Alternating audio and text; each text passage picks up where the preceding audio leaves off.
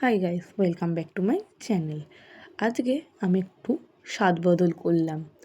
তো প্রতিবারই মাছ আনলে, কাতলা মাছ আনলে হয় মাছের ঝোল, নালে কাতলা মাছের কালিয়া বা দই কাতলা হয়।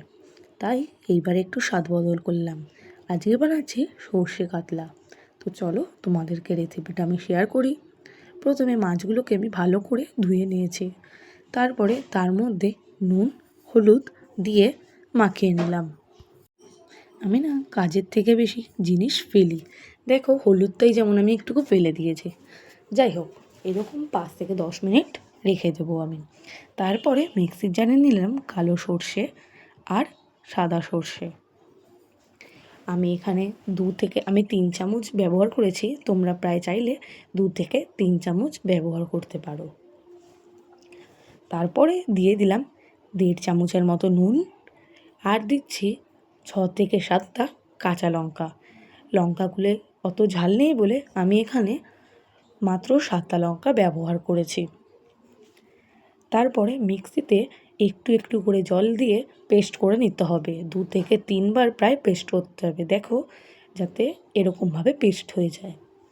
তারপরে কড়াইতে গরম হয়ে গেলে দিয়ে দিচ্ছি আমি হেলদি অ্যান্ড টেস্টির সরষের তেল। সরষের তেল দিয়ে ভালো করে তেলটাকে গরম করে নিতে হবে। তেল গরম হয়ে গেলে আর কড়াই গরম হয়ে গেলে দিয়ে দিতে হবে কাতলা মাছগুলো। আর মাছটা কিন্তু এখানে জাস্ট লাইট করে ভাজতে হবে। লাইট করে ভেজে নিয়ে তারপরে তুলে রাখতে হবে। এরপর সেই ব্যাটারটাকে একটা বাটিতে ঢেলে নিয়েছি। ঢেলে তার মধ্যে দিতে হবে হলুদ গুঁড়ো, 2 চামচ মতো হলুদ গুঁড়ো দিয়ে নিয়েছি। তারপরে দেবো একটু সরষের তেল, প্রায় 1 চামচ মতো দিয়ে দিচ্ছি। এখানে আমি সর্ষে 1/2 চামচের মতন সর্ষে দিয়েছি। সর্ষে দিয়ে আমি ব্যাটারটাকে ভালো করে নেড়ে চেড়ে নেব। তারপরে আমি এখানে দিয়ে দিচ্ছি ফ্যাটানো দই। আমি একটু দইয়ের মধ্যে জল মিশিয়েছি, তাই জন্য এত পাতলা হয়ে গেছে। তারপরে সেটা দিয়ে ভালো করে আবার নাড়িয়ে নিতে হবে। আবারও আমি অ্যাড করব এখানে একটুকু সর্ষের তেল দিয়ে ভালো করে নেড়ে চেড়ে নিতে হবে। আবারও দিয়ে দেবো আমি এখানে 1 চামচ মতো বা 1.5 চামচ মতো নুন। এরপরে ঘেটে নিয়ে 2টো বড় বড় কাঁচা লঙ্কা দিয়ে দিতে হবে। তোমরা চাইলে 3টেও দিতে পারো কাঁচা লঙ্কা। এখানে আমি গ্যাসটাকে মিডিয়াম ফ্লেমে দিয়ে নিয়েছি।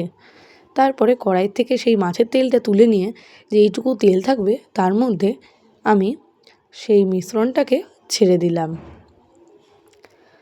তারপরে দিয়ে দেবো আমি এখানে আস্তে আস্তে মাছ। তোমরা দেখে হয়তো বুঝতেই পারছো মাছগুলো কতটা আমি লাইট করে ভেজেছি। মাছ কিন্তু একদম কড়া ভাজা যাবে না। তোমরা এখানে চাইলে মাছটাকে নাও ভাজতে পারো, এমনি কাঁচা অবস্থায় দিয়ে দিতে পারো। এরপরে ফুটে এলে একটু দেখতে সুন্দর হওয়ার জন্যে দিয়ে দেবো আমি ধনে পাতা। ধনে পাতা দিয়েই আমি বাটিতে সার্ভ করব। তো তোমাদের যদি রেসিপিটা আজকে ভালো লেগে থাকে, লাইক, কমেন্ট অ্যান্ড শেয়ার করে দিও। আজ এই পর্যন্তই। আবার অন্য কোনো ভিডিও নিয়ে আসবো। Tata, by.